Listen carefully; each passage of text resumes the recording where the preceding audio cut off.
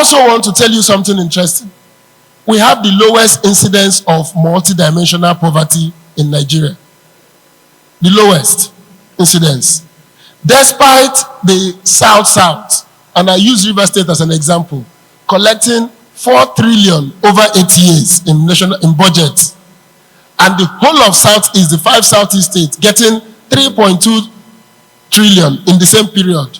River State is one of the states with the most multidimensional poverty, and the Southeast is the lowest multidimensional poverty.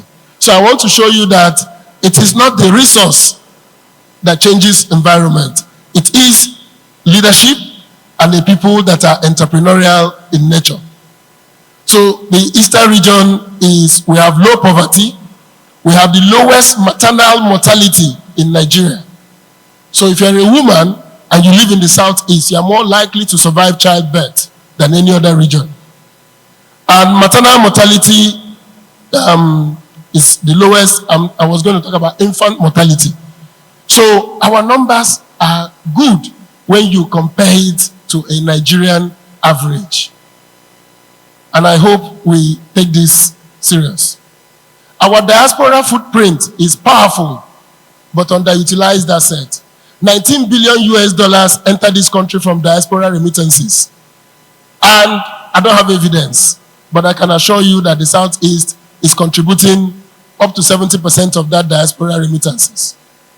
We're building houses, we're sending money home to our people, we're working from the US to Europe. Igbo people are there struggling. So, few regions in sub-Saharan Africa have the numbers that we have in the Southeast. So every time we beat up ourselves, I said, let's go back to the numbers so that we know where the rain started to beat us. Because when we know where it starts, we will then know how to solve the problem. The Southeast occupies a very strategic economic geography. It's unbelievable. We sit to the south, the oil-producing states. The combined budget of the 6 South States, 5 actually, I didn't put a do, is 4.7 trillion. The state budget of the 5 South states. And to the north, we have Kogi and Benue. Kogi is 29,000 square kilometers. Do you know what that means? Kogi is the size of the Southeast. Yes, I told you before, we are 29,000. Kogi is 29,000. Benue is 33,000 square kilometers. So when you combine Benue and Kogi, we are sitting on top of 60,000 square kilometers of arable farmland.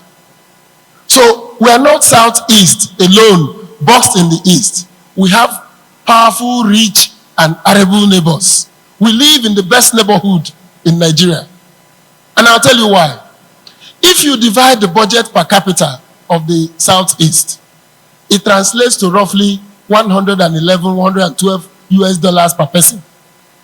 In the South, it is $130 per person. In the Southwest, it is $119. In the North Central, it starts to fall. It's $73. In the Northwest, it falls to $64, $65. In the Northeast, we're talking $63. So the Southwest have as their neighbor on their top the Northeast, the Northwest, the poverty capital of Nigeria. So if you combine the Northwest and the Southwest, as they like to combine politically, economically, the Southwest becomes a poor place immediately. The average falls for the Southwest. But if you combine the Southeast and the South, our average rises to $122 immediately. So we live in the best neighborhood. The Southwest lives in a tough neighborhood. We live between opportunity and resource. So when we think of the Southeast, we should stop thinking of it as these 29,000 square kilometers. We need to think about producing human capital for this region. Because when the Civil War started, the CIA have just released some of their documents, their predictions about the Civil War. One of the things the CIA predicted was that Nigeria was going to collapse. That all the technical people in the P&T, in the NEPA then, in all the technical jobs were from the eastern region. And that if Nigeria does not find manpower to overcome that, Nigeria was not going to be able to prosecute the war. So, since the 1960s, we have remained the zone that produces the manpower for the technical needs of Nigeria. So, as I said, we sit between resources in the South-South and opportunity in the North-Central. We live in a very good neighborhood and we occupy a very good economic geography. So, by Nigerian standards, we are not poor. Southeast per capita spend is about 162,000 naira. When combined with the South-South, we are the highest, like I said, $130.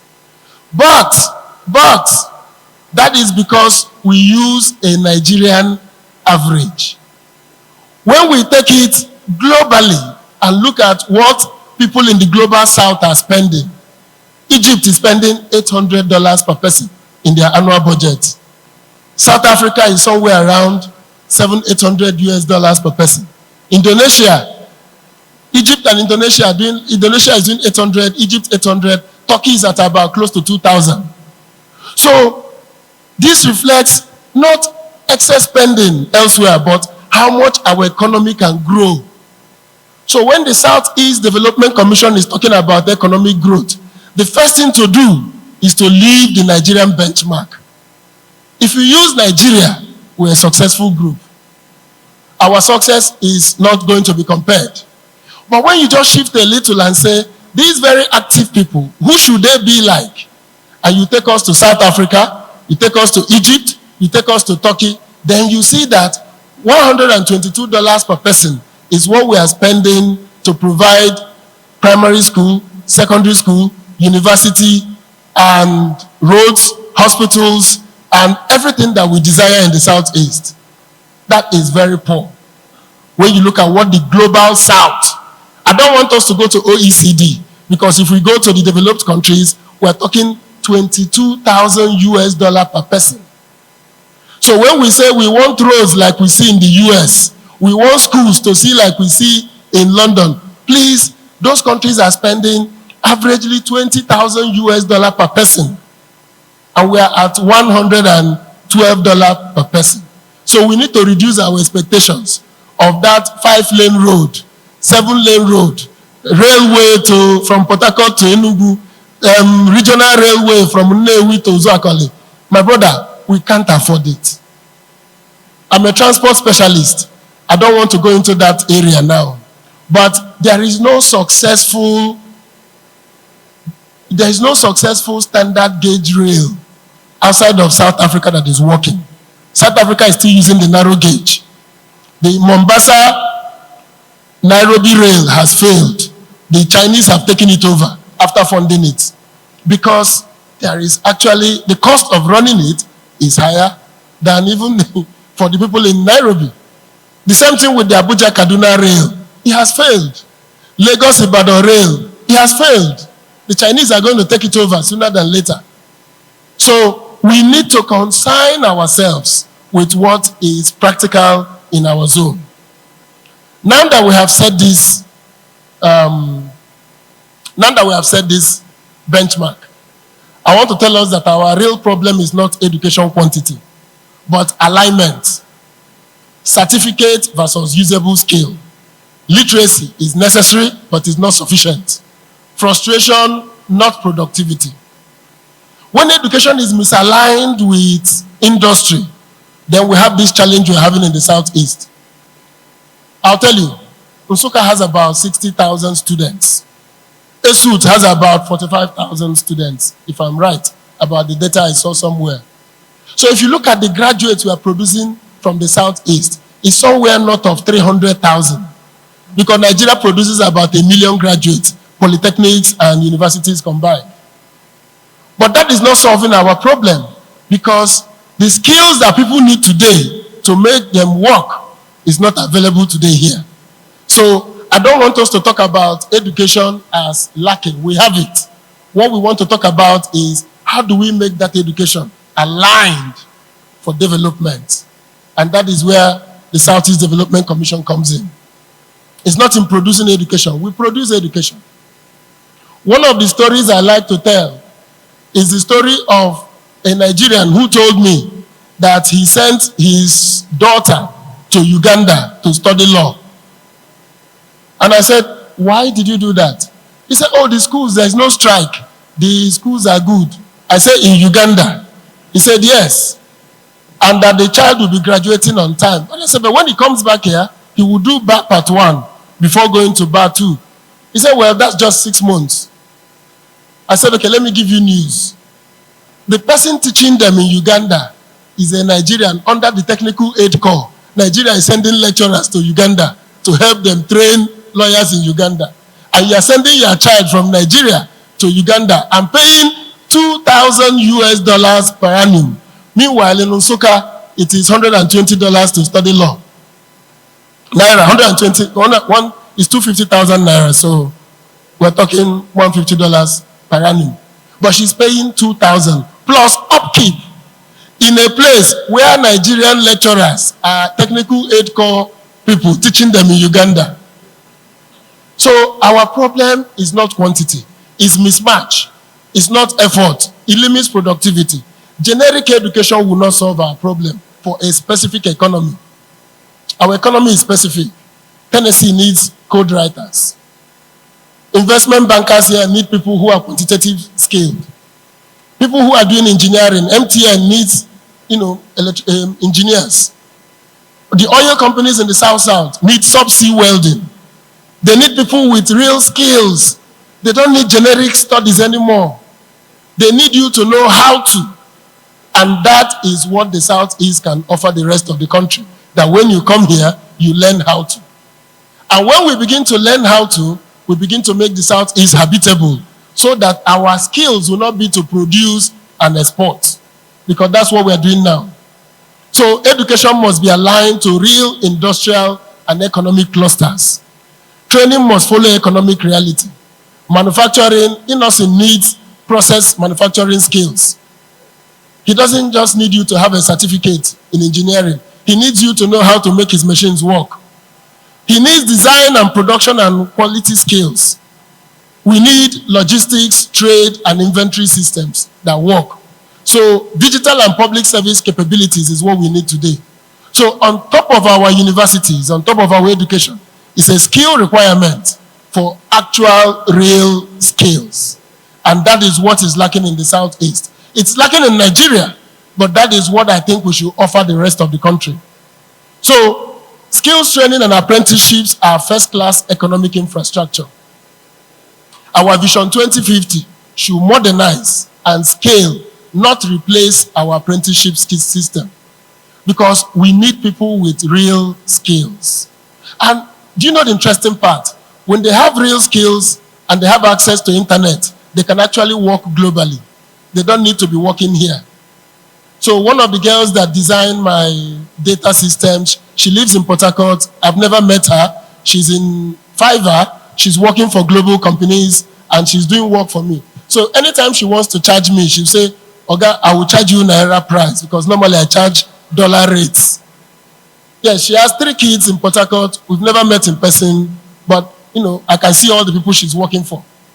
That is what happens when you have real skills. They are exportable, they are global in nature, and they can be useful to anybody. So we don't need to be exporting our people from the Southeast to the rest of the country. They go to the Golden Triangle, Port Harcourt, Abuja, Lagos. Once you have a 2-1, you have a first class like DK Chukwumerije, you head to Abuja. So there is no room for him in Enugu because nobody is going to be able to pay for the skills he's providing here. So the important thing for us is how to make the Southeast habitable for skills. So without data, standards, and coordination, alignment will fail. So I think that's where the Southeast Development Commission comes in. We need data on what our schools are producing. And I'll give you one of those data. Do you know that there is a school in Anambra whose score in JAMB and WAEC is less than the scores of schools in metropolitan Kano. And Kano is an educationally disadvantaged state. Anambra is educationally advantaged. But when you go to Omo in Anambra North, the children there are scoring less than the children in Kano. So we need to gather data. Where are our fault lines in the southeast, and how can we mend it so that people don't confuse average for everybody. Averages deceive. So when you go to Enugu, you go to Gidi, you go to Onitsha, you go to Aba, you are getting students high flyers. But when you go a bit into Abreba, and when you go into Bende, or when you move it a little further into Izi, then you begin to see students who are not even up to national standards. So we need to be driven by data. And when we are driven by data, we can create standards and we can create coordination. Without it, alignment will fail. So Vision 2050 should deliberately focus on 4 things. I have 4 things I think we should focus on. Regional STEM boarding schools. I think that if there is anything that we can do with the governors, we should encourage them for each state to take over one of the old schools. So Afikpo, the grammar school, Umahia, Go Government College, maybe CKC or DMGS in Anambra. Yeah, in Imo, you will have one of those colleges. And we turn them back into secondary schools, boarding secondary schools. They will do 2 things for us. We will make the exam regional, and we'll make it merit-driven and competitive. Nobody gets in there if you are not in the top 8 skills. What is it going to do for us? We are going to produce children who will come from all over the world, Igbo people, who want their children to speak Igbo, who want their children to know our place, to come back, have education that is in quality to the education you can get in South Africa. We're not talking about the global South. We're not talking about the West. So that we will have people who, when they finish that education, are Igbo in orientation, knowledgeable to global standards, and capable of exporting that which they have to our tertiary education.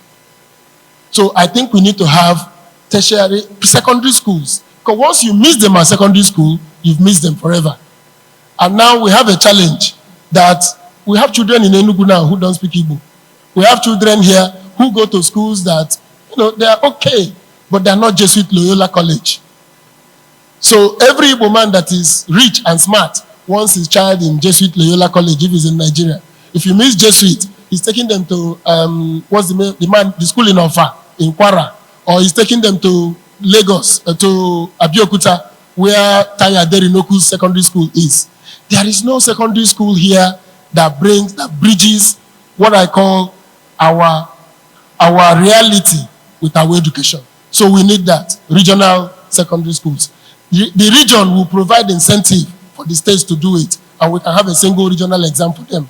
And eventually we should make it one per senatorial zone so that we can have about 15 of them. People competing every year to get into those schools so that we begin to have our own IITA of India, starting from secondary school. Because we are really, truly competitive people. So we need to show that our best and brightest get the best education. The second one is what I call TVET 2.0. So we modernize our apprenticeship skill system, and we modernize our polytechnics, monotechnics, and technical colleges. If you go to technical college in Enugu now, there is an upsurge of people coming to Enugu Technical College. You know why? Because they want to migrate to Canada, and Canada is accepting vocational certification for you to make that migration. They don't want to hear that you're an accountant. They don't need accountants in Canada. They don't want to study philosophy. They need enough philosophers. They want people with technical skills. So that is why people are going back to GTC. And I'm happy with what the Enugu governor have done with the GTC. So we need to go back to TVET 2.0. If there is one project I would like to see the region first, is let every state go back to a TVET school that meets certification globally so we can export skills from. I don't mind legal migration. I'm one of the major supporters of legal migration. We need to export more Igbo people out of Nigeria. Those that have gone have come back to build those hospitals we are seeing in Owerri. They've come back to build those hospitals we are seeing in Nnewi. So they will come back. If they go to our secondary schools here and we export them abroad, they will come back. just like the Indians have done, just like the Japanese did when they did theirs. The next one is universities at scale. I don't understand this Enugu State University, Anambra State University, Abia State, Imo State, working in silos. Can we connect those schools to be like the University of California college system? You know, in university, the UCLA is one of the biggest college systems in the world. So the universities can collaborate. They can come together and we can have Enugu being the center for law and this, Nsukka being, Imo being the center of engineering in Imo State University. We can have Abia being the center of computer, ICT. But what happens is that the universities collaborate at scale and we are able to attract funding to make our universities truly universities. Today, they are glorified secondary schools. So we need to see how we can bring scale to our university system. I think the SEDC should study University of California system, because from the Berkeley's down to UCLA campuses in various parts of California, the university is a big resource. It is the biggest driver of the California economy. That is what is driving Silicon Valley. That is what is driving technology. That is what is driving Hollywood, because they are producing manpower for the ecosystem. So we need to see how our universities can collaborate. Now, the final one is the SEDC can do a lot for us. And I like what Governor Soludo said yesterday. We should not overdream. We should not overpromise. We should stay at the regional scale and allow the states to furnish. If there is one thing you should offer the states, offer them a regional public service academy. We don't have civil servants anymore in our regional civil service. And I'll tell you the history. The history is that the public service we had in 1966, trained by the colonial master, was managing 3 regions. One morning, we made it 12. So people that were assistant director in the Eastern Regional Service went back to Calabar and became directors. People that were level 12 in Enugu went back to Port Harcourt and became permanent secretaries. It wasn't enough. We took it to 19. The division continued. Then we took it to 30, to 36. So you find people who were in the Enugu civil service going to Ebonyi and they haven't gone through any training to become permanent secretaries. So our public service is weak. That is why they can't think about public spaces. They can't think about development, about schools. They don't have data about how to make our systems work. So we need a public service academy that will be training civil servants in the basic ethos. And we have federal civil servants who have retired, successful people in Nigerian public service who can come back and help us, who can make the school even online. And we can create one campus in a university that we have, just to make sure that our civil servants think in a regional sense. So when the person in Enugu is thinking about erosion control, he's also thinking about his colleague in Anambra, because erosion does not obey boundary. When the water is coming from Ajali, it doesn't say, this is Enugu, I'm stopping here. No, it continues. When there is fire coming from the forest, it doesn't say, this is the boundary of Okigwe, so I'm not going into Abia. The fire continues. So we need a regional public service mentality. And I think that we should invest in that regional public service so that our civil servants can think holistically. With that, I think that alignment turns education into growth, not migration. The Southeast does not lack talent, it lacks alignment. When education follows the economy, productivity follows education. And that is how education becomes infrastructure for growth, not a passport out. Currently, education is a passport out of the East. But what we want is education as infrastructure for growth. And I think that agency means organizing to grow. Alibi is when we create excuses. Nigerians don't like us. Federal government hates us. The colonial people did this. We are oppressed. I'm not one of those who believe in alibi, excuses. I believe in agency. There is no, the water is blocking the road here. Let's build a bridge. This road is leading us through a mountain. Let's drill a tunnel. That is how the world developed. The world developed when people took responsibility for their own development. And I'm happy that the Southeast Development Commission Act says an act to create a Southeast Development Commission. I heard this yesterday. To repair the destruction of the Civil War. That's what this Development Commission was set up to do. To repair what was destroyed. So what was destroyed is our mindset. And we need to rebuild that mindset. And I think that what remains is the will to organize, coordinate, and execute. We need to move from potential to prosperity. Thank you very much.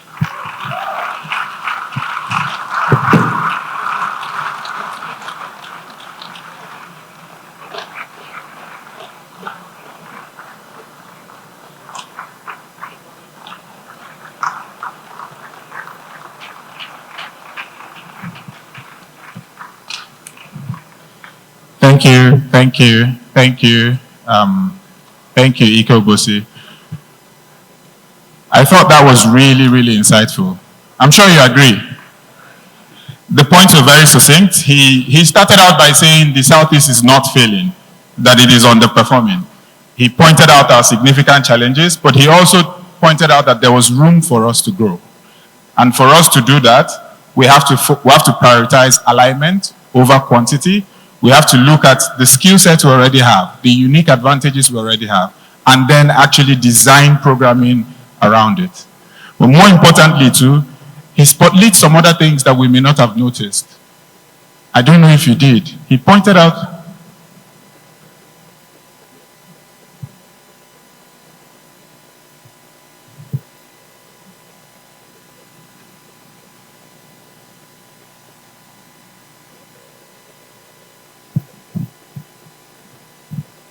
so there will be a next speaker, surprisingly. But what the former Honorable Minister was pointing to was not focusing on the things that are so fanciful and so great that you forget the parts where there are gaps. And talking about the example of us being so fantastic in education and where we're educationally advantaged, but we certainly have schools that are below even the countries that are supposedly designed as being educationally disadvantaged. One example that we may not know is that we have one of the highest incidences of male students drop out in secondary school. As much as we criticize some other parts of the country as saying, you've got so much out of school children, you have so much this, so much that, we have the highest rate in the Southeast of male secondary students who are leaving secondary school. So that's a significant issue, and it's great that we will learn to not blind our eyes to those realities while we're celebrating the ones that are great. So we'll try to take the next speaker, but I want to appeal that we make it really, really quick. This is because this is supposed to be a collaborative session where everybody gets an opportunity to contribute and for us to all learn and take these learnings away. And more importantly, for us to give learnings to the SEDC. Good afternoon. My name is Kingsley. In the next 5 minutes, I'll try to share with us some data that can also further stimulate our thoughts and get us in the right frame of mind. My view about life is that when people do things and know why they do what they are doing, chances are that they are going to do it better and they are going to be more committed to doing it. But when people are doing things because they think it is what is expected of them to do, or they don't have clarity about why they do what they do, most times they don't give it their best shot. I want to share some statistics with us now, starting with that. About 10, 12 years ago, if you looked at the 10 most capitalized companies in the US, you're going to see companies like General Electric, Microsoft, ExxonMobil, Pfizer, Citigroup, Walmart, BP, Royal Dutch Shell, Johnson & Johnson, and Intel.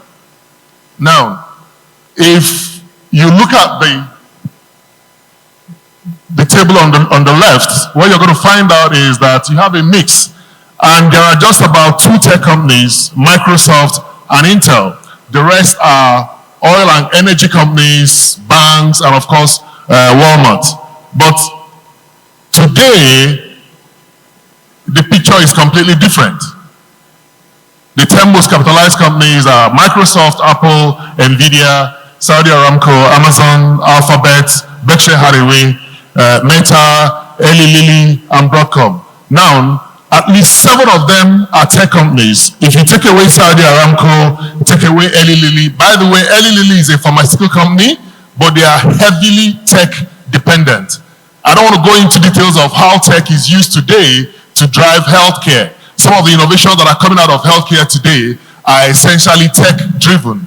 If progress is going to make on cancer treatment or some other genetic diseases like diabetes and all that, it is going to be because of what is happening in the tech space and how tech is being used to power healthcare development. So what has happened is that a couple of years ago, it was energy, it was banking, but today it is tech. Now, even when you look at, if you open Berkshire Hathaway, which is the investment company of Warren Buffett, most of us should know him. He also has investment in stocks like Microsoft, Apple and all that. So you cannot take away what tech has done to the configuration of businesses across the world today. So if you want to place your bet, it goes without saying that tech is the place, to bet on. My brother and friend, O.C. Chidoka, did a very fantastic job trying to bring out the fact that human capital is actually our real stock in trade. It goes without saying that human capital is the real asset we have.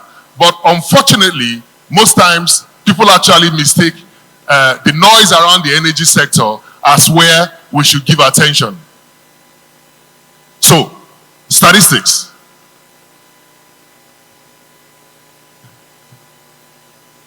The diaspora population, the diaspora remittances of the oil revenue from 2021 to 2024 is seeing the orange, the blue bars. So in 2001, it was 23 billion. 2022 was 35.7 billion. 2023, 30.8 billion, and so on.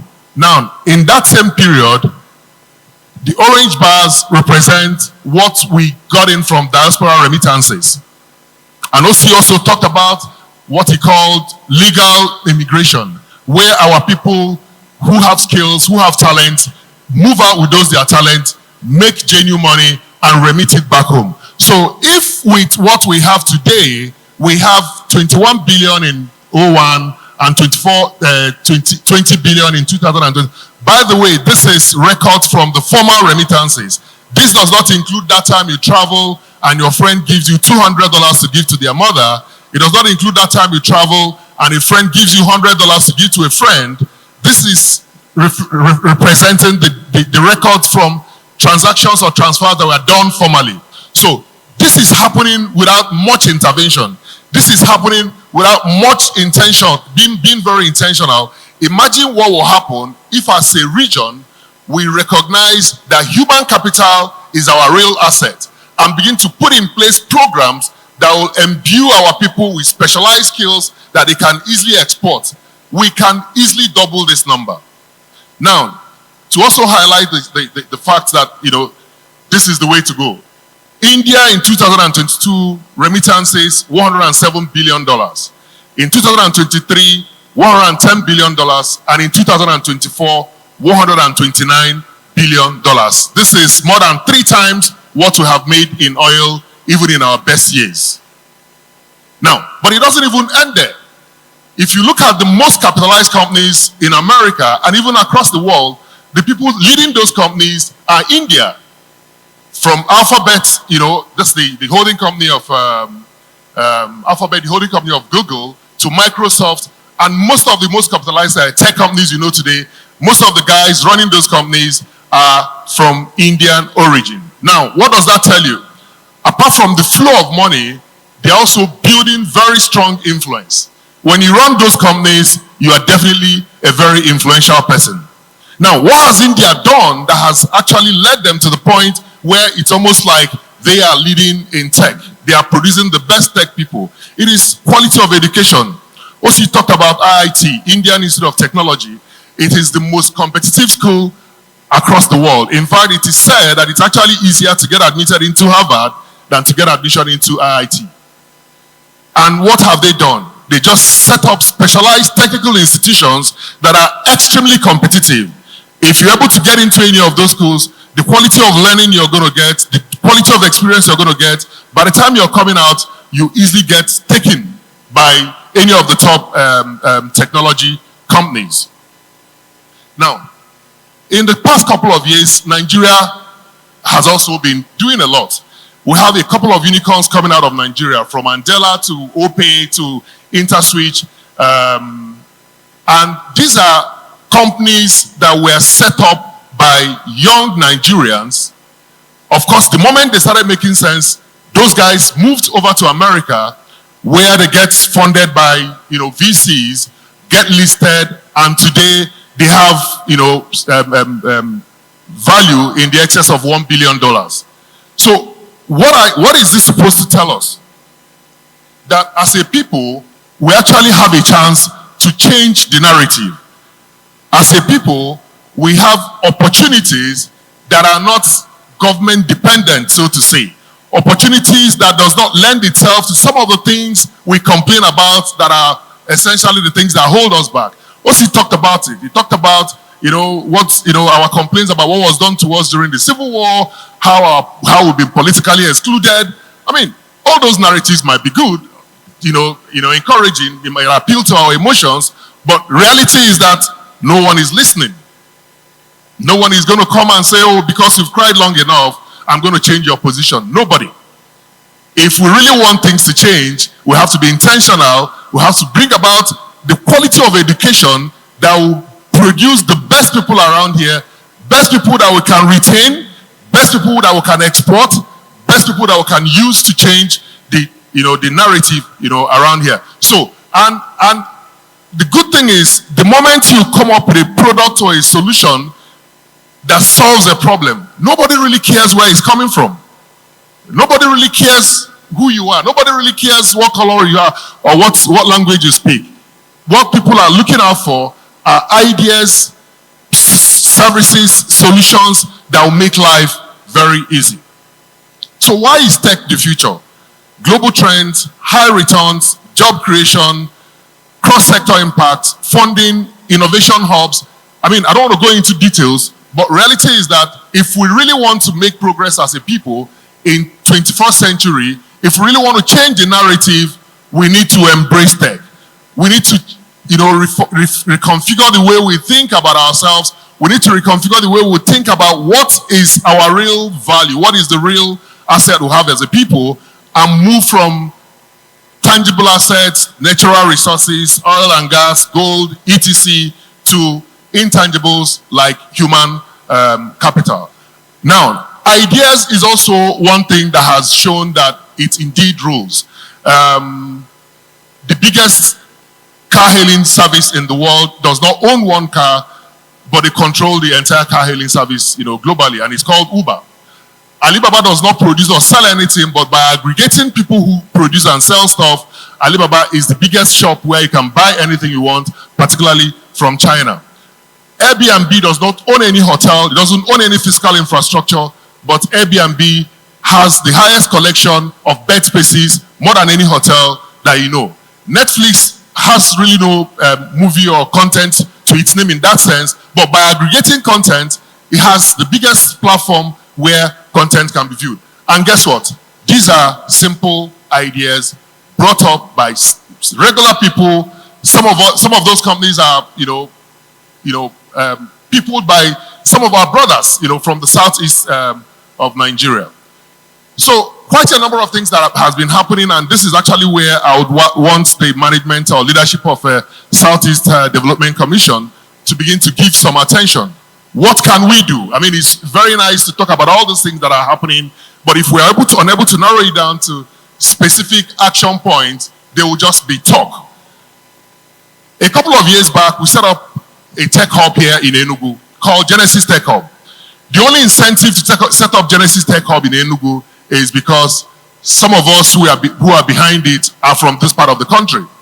If we had looked at the economics of it, if we had looked at the ecosystem that supports tech hubs, Enugu was not attractive in any way. But in that time, over 4,000 people have been trained, 67% of them gainfully employed. As a matter of fact, one of the regular occurrences that I experienced, in recent times is that I'm at the airport and a young guy or a young girl walks up to me, taps me at the back, says, "Good afternoon, Sir K." And I turn and I don't even recognize them because the alumni is huge now. And the person says, "Oh, I was in Genesis Tech Hub in 2019. I was in Genesis Tech Hub 5 years ago, 8 years ago. And what do you do now?" "Oh, I work for Facebook, I work for Google," etc. It is so transformational that right before you're going to see young kids who had no hope, young kids without skills, young kids who didn't know what they're going to do with their life, turn around and become excellent resources that are working in the best of places outside Nigeria. Now, besides the people that have been trained, that are gainfully employed in some nice places, are also people who come into that tech hub and say to themselves, "Guess what? I don't want to work for anybody. I have this fantastic idea, and I'm going to build on that idea and see what comes out of it."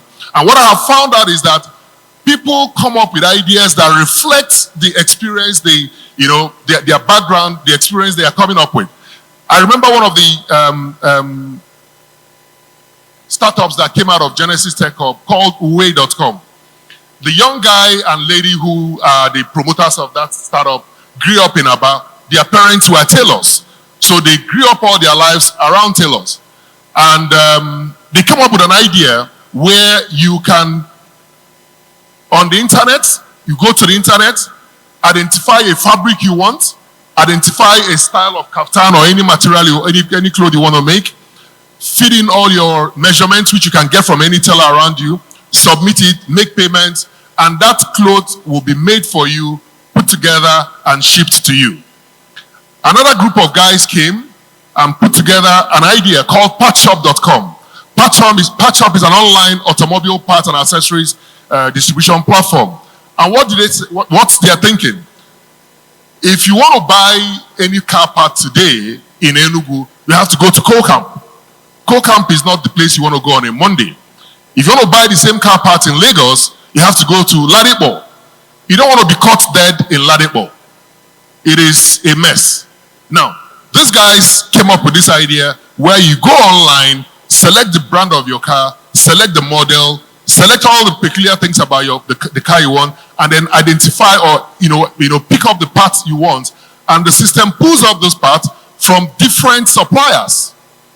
And of course, you now choose the one you want based on the pricing.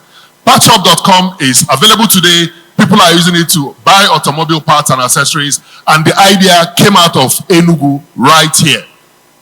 So,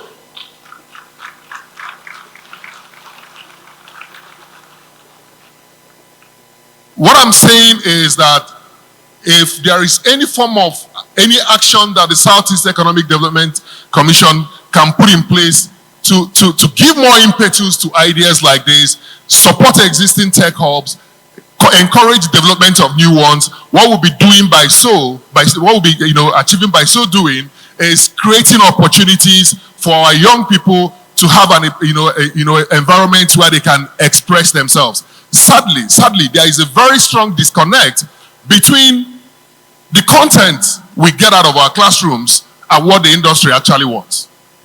So there are it's not possible that people can graduate today and then come into a work environment and hit the ground running. So one of the things we did at Genesis Tech Hub is to create some curriculum that complements what our young guys get when they go through school. So by the time they go through the 6 months or 12 months, depending on the program they are running at Genesis Tech Hub, by the time they go through that program, they are ready for the industry. If you fit them into any work environment, they're able to start adding value day one. So it is extremely important that a lot more of that begins to happen. And another interesting startup that we put together is called Greenage. Greenage is some young guys. In fact, the guy who leads them, Godwin, finished his MBA from Oxford University. He's actually doing his, finished his PhD at Oxford. He's doing his MBA at Harvard at the moment. But these are brilliant guys turning around the way electric energy is produced and managed. As a matter of fact, Enugu State government gave them a 4 billion naira project to power the smart green schools. Now, which is also another interesting thing I really like to commend the Enugu State government for, because when these startups exist in an environment and they are recognized, and how do you recognize them?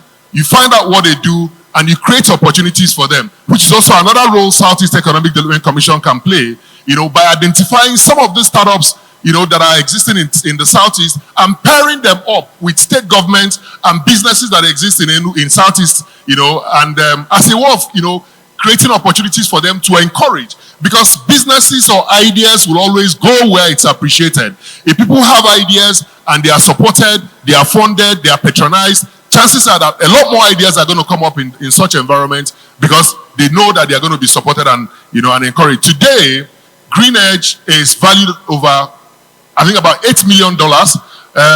They are doing fantastic things. One of the things they've come up with now is an application that helps with power distribution in a very efficient and intelligent way. I'll give you an example. A lot of us here might have solar panels in our homes. During the day, all of us are in our offices, so whatever power that is generated by those solar panels are essentially not being utilized. Of course, you're going to store some of them in your battery, but when your battery is fully charged, nothing happens again. Now, these guys have come up with a tool that allows you to distribute or redirect those solar energy generated from solar during the day to industrial zones where power is needed during the day. So power generation and utilization now has some sort of intelligence around it that makes it more efficient. Enugu State government, I would say, has actually responded very well, and I say this because that's the information available to me. And this is not, this is without prejudice to other states in the Southeast. I might not have the data of what they are doing. The Smart Green Schools is a very, in my view, a very fantastic effort by Enugu State government, and one that should be emulated. And I mean, different states can also alter it to suit their own strategy. But what has Enugu State government done? They have located Smart Green Schools in every ward in Enugu State. And they have made it compulsory. And the plan is that from nursery to secondary, you must pass through that Smart Green School. Now, what it means is that some of our brothers who live in Onitsha, in Lagos, and I don't want to mention some places in Lagos, but reality is that some of us who live outside Enugu are actually really not living life, and I mean it in every sense of it. Now, imagine a situation where in a typical home, the man sends the wife and kids down to Enugu where there is free and quality education. The Smart Green Schools compare with the best private schools you can get anywhere in Nigeria. And guess what? They are free. So this man sends his wife and kids down to Enugu so that the kids can have access to good education. By the time they come down, the woman will definitely try to find something doing. While the kids are having access to fantastic education, the woman is doing something, and gradually the impact of such movement back to Southeast, the impact it's going to have in our economy will be very significant. One of the things we really need to give a thought is a smart strategy that will encourage our people to begin to look in this direction. Most times we talk about it, but you see, people will only go to where they think they will get value. People are not going to leave what they are doing in Lagos and come to Enugu, come to Aba, or come to Onitsha just because they are from the Southeast. So by creating such smart ideas, of which I've tried to explain with the Smart Green Schools, Enugu State government has actually unleashed a very smart way to encourage citizens of southeastern Nigeria to begin to look in this direction, have access to smart, good education, start off something new, some other business that they can find while they are here, and in so doing, the economy of the state begins to grow. The last slide is what I call the West African Stargate, and this I will discuss in details with the leadership of Southeast Development Commission. This is essentially now a plan that can aggregate all the small efforts. OC talked about scale. Scale brings a lot of value. Scale reduces cost. Scale encourages the exchange or share of resources, content, etc.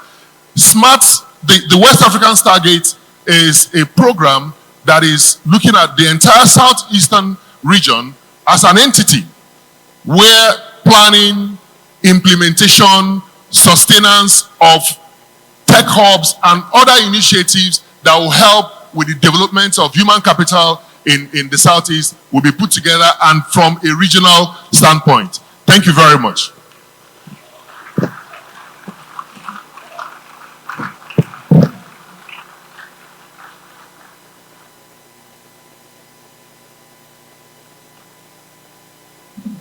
All right. Thank you. So I will apologize in advance for when we are cut off, because a significant portion of this session is supposed to be a conversation amongst ourselves. So we will have the conversation as much as we can until we're told to stop, okay? So this is the point where you raise up your hands if you want to comment. I don't know about questions because it's not a panel / audience situation. If you also want to challenge assertions, it's actually really important that we do. Like the chairman said, it's a learning session. We're all coming to contribute as to what our future is for the next 25 years. But I need to implore that please, you can already see we are way beyond time. So let's try to respect the other persons who want to speak by making our contributions very, very concise. So please, do we have a second microphone? Do we have a second microphone?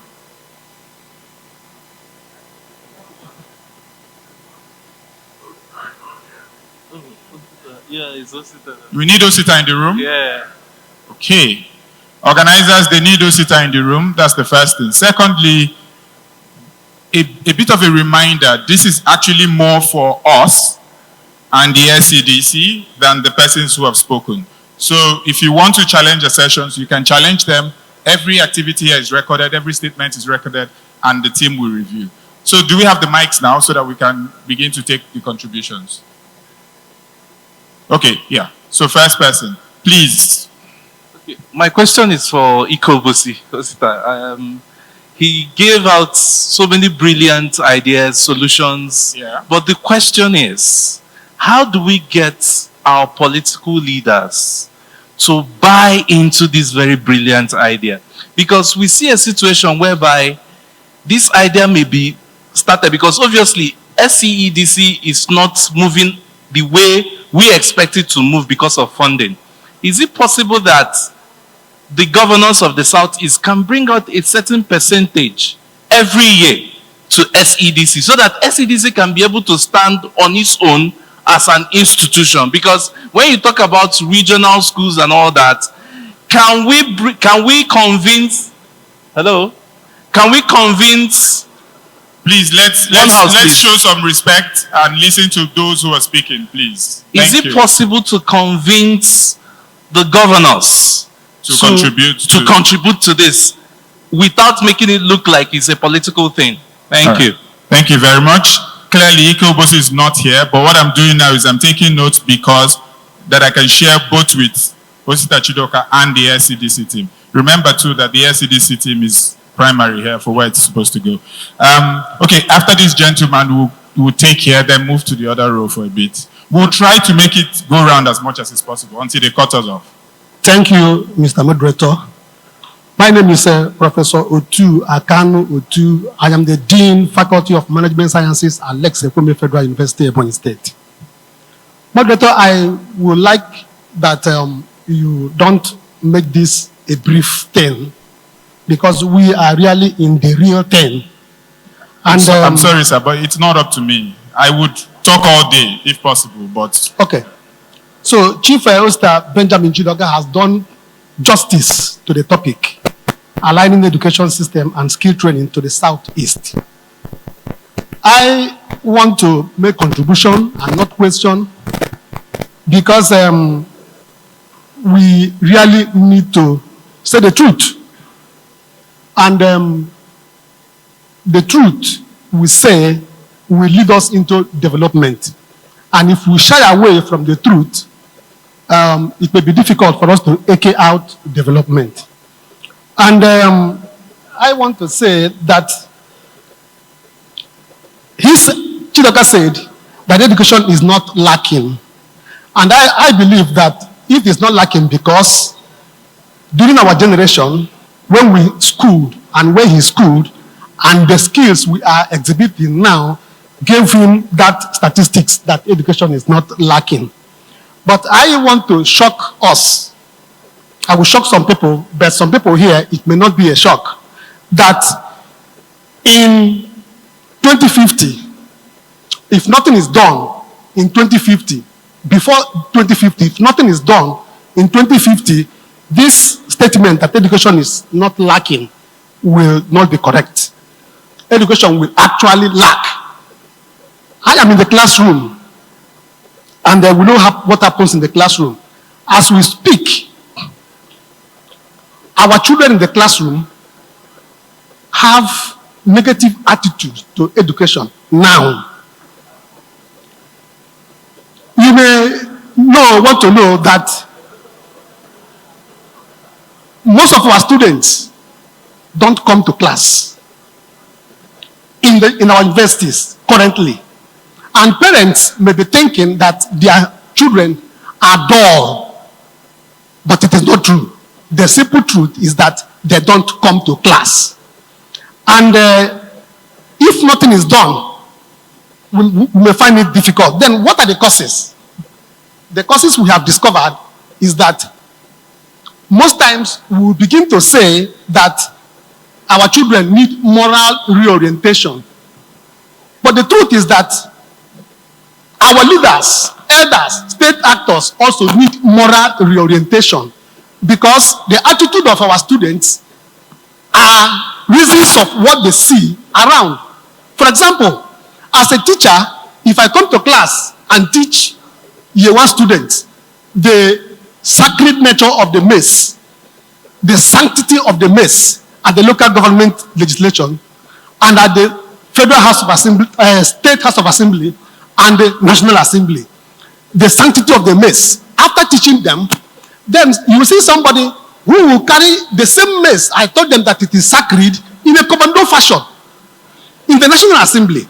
Then thank you. They will begin to say that I am scam. Please let me finish. No, thank you, sir. Let me finish. We have to respect. I am very sorry, sir. I'm very sorry, sir. But we absolutely have to respect the other people who are raising their hands and have patiently waited for you to speak. They will begin to think that we are scamming them. No, I understand. I came to class one day and asked my students, how many of you will want to be a lecturer when you finish schools? Nobody, not even a single person, raise up his hand. So the lifestyle of... Thank you, sir. Thank you, sir. I'm very sorry. The lady in red, please. I'm very sorry. I'm not done. I'm sorry, but lady in red.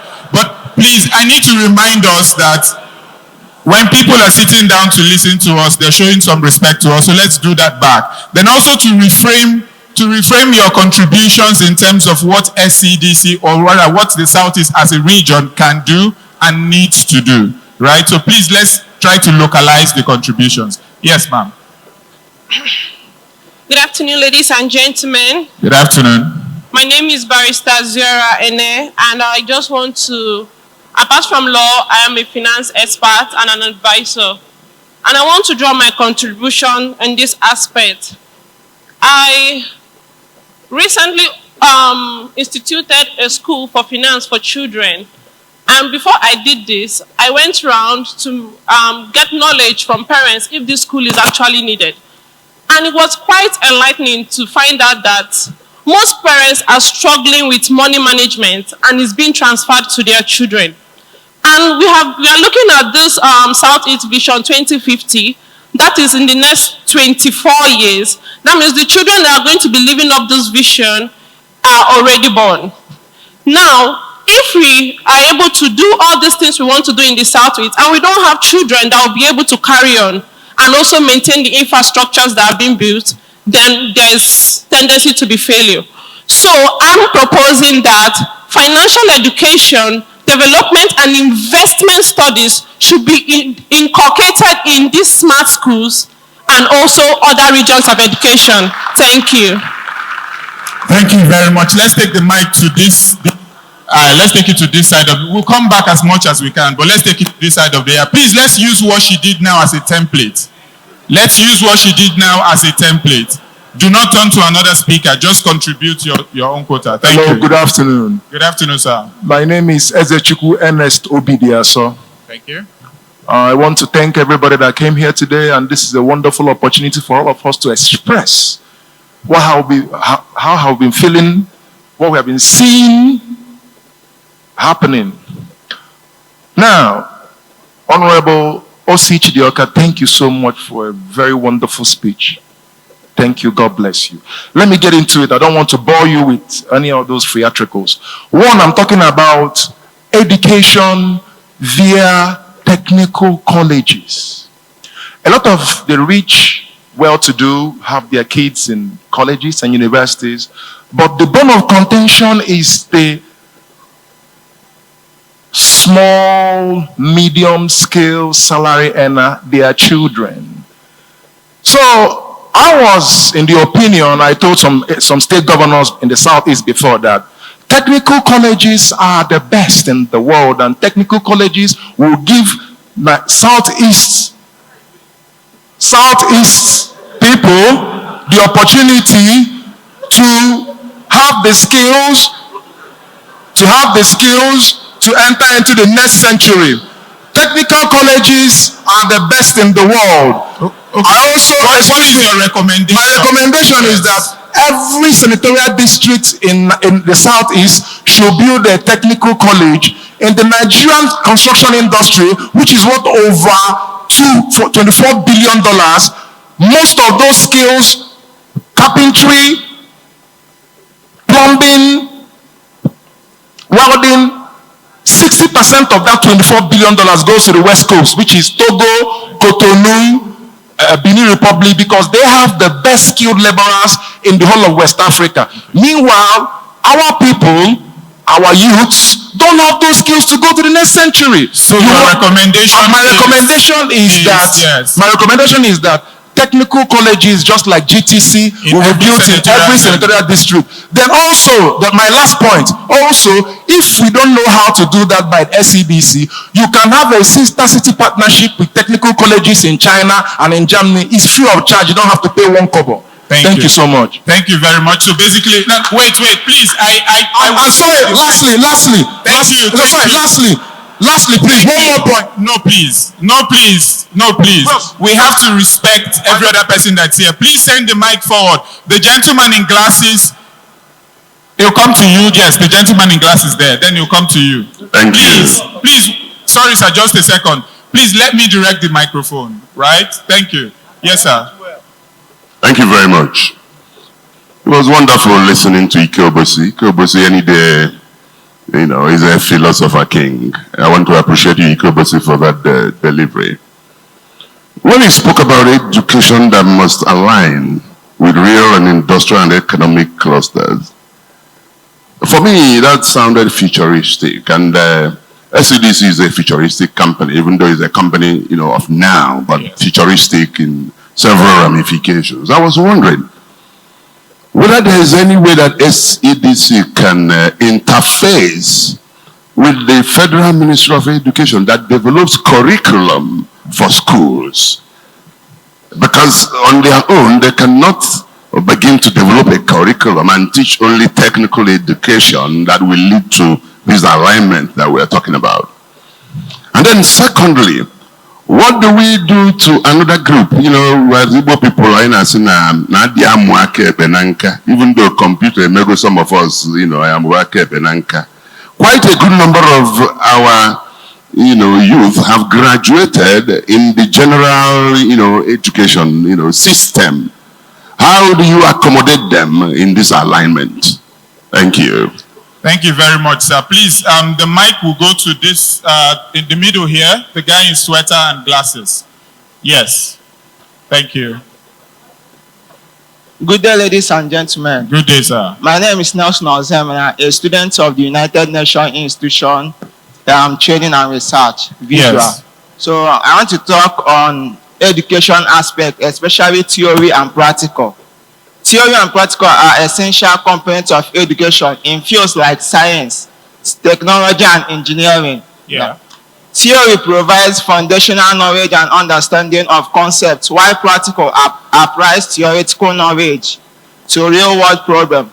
So I think, let's take a look at China. China usually based on practical than theory. So, but in Nigeria, back to the vocational education as well. Yeah, we based on theory. Yeah. So I think that, like Sir said, that students don't attend school. So I think that when we based on practical than theory, students will find it interesting to attend. Like there's a quote that says, "Tell me and I forget, teach me and I may remember." So I think it highlights the importance of practicals than theory. Thank you. Thank you. We'll try to aim for gender balance. So we'll come to the lady in the middle here. We'll come to the lady in the middle here. I'm sorry. I know that this is the worst part of moderating. It's the absolute worst. So, but I'm sorry in advance. Yes, ma'am. Okay, good afternoon, everybody. Good afternoon. Good afternoon, everybody. Good afternoon. Please, I want us to just keep our mouth shut for a minute. Thank you. I know some people will be like, hey, yes, but please. Okay, my name is Chidima Chinyerebezi. I am an early career researcher and I also teach in a university, but I'm going to be very brief. But my question or my submission to this gathering or this conversation is, whenever we talk about education, we always emphasize on formal education, like, schools and everything. Okay, sorry, I'm supposed to turn. Oh, sorry, sir. Okay, now, why don't we always accommodate and look at the informal? For instance, the keke I entered here, the keke I entered this morning to this place, the guy doesn't even know that this is happening. And you see that there's a big disconnect between the formal and the informal. How do we match this? Most importantly, on the aspect of value and reorientation, because it is the value system that sustains and aligns whatever we are going to do. Thank you very much. Thank you. Just to reiterate again, please remember that what we are doing here is that we are thinking about ideas, solutions, suggestions for the Southeast, right? So let's try as much as it's possible to be specific. The gentleman in the hat. We'll come to you next, ma'am. Yes, him here in front. All right. My name is Emmanuel. I'm a medical doctor. I want to talk on where the Ikobosi talked on human capital development. Okay. The 4 points he gave, he never said anything on health.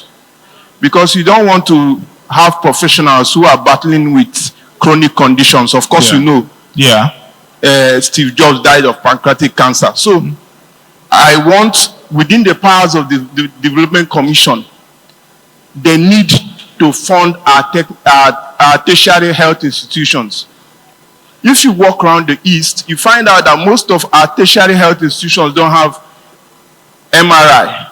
And so this is within the powers of the Development Commission to say, within this vision range, we're going to provide from FMC, Umahia, to Federal University Hospital, Owerri, to Alex Ekweme in Abakaliki, to my alma mater, University of Nigeria Teaching Hospital, to NIUT. We're going to provide them with MRIs. We're going to provide 3D X-ray machines. These are within the powers of the SCDC. And also, I want to emphasize also on the fact that very soon now, the SCDC will begin to roll out scholarship programs because I know their sister, this in the Niger Delta also did it. Let doctors be incorporated into scholarship programs. So doctor also needs to be trained. All the doctors we have in Nigeria they train themselves from their pockets. Government also needs to train them. Also, I'm working on the health policy. Let's cut it there so that we can be fair. But thank you very much. Those points. Sorry, sir. The mic has to go here first. Please remember, allow me to distribute the mic. The mic will come here first. Thank you. Thank you. My name is Dr. Betty Anyawakeredolu. Thank you, Chidoka, for that brilliant presentation. In fact, everything we've been talking about in this conference boils down to mindset. The war broke us. The war broke me. I don't know how many of you that witnessed the war saw That mindset, reworking the mindset, is the necessity. But the question is, how do we begin with it? Secondly, is about us flexing that we are in educational advanced state or region. That does not apply to children in my village. Can we have attention, please? Yes. It doesn't apply to children in my village, Madiam. The school is dilapidated, no chair, no school, nothing. So let us stop bragging. They need to look into the condition of our schools in the rural villages. And secondly, we lack the appetite to apply what we learn in the universities. You read agric, you read fisheries, you'll be looking for office work, whereas you're supposed to go and produce fish for us to eat. Thank you.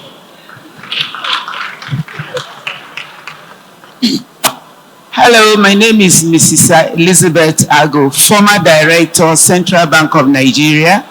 Mine is for Kingsley Eze. I want the SEDC to collaborate with him so that you can get all of Yahoo boys. Get them in tech, because they are very sharp. Get them to set up calling centers all over the Southeast so that we can make some dollars from them. All right, thank you very much. Don't worry. So this is where I'm going to now disappoint everybody. I said at the beginning that we'll talk until they shut us down, and now they have shut us down. So we'll not be able to take any other contributions. I am very sorry. Actually, yes, I have a special apology for you people. We'll just nominate one person. By yourselves, nominate one person.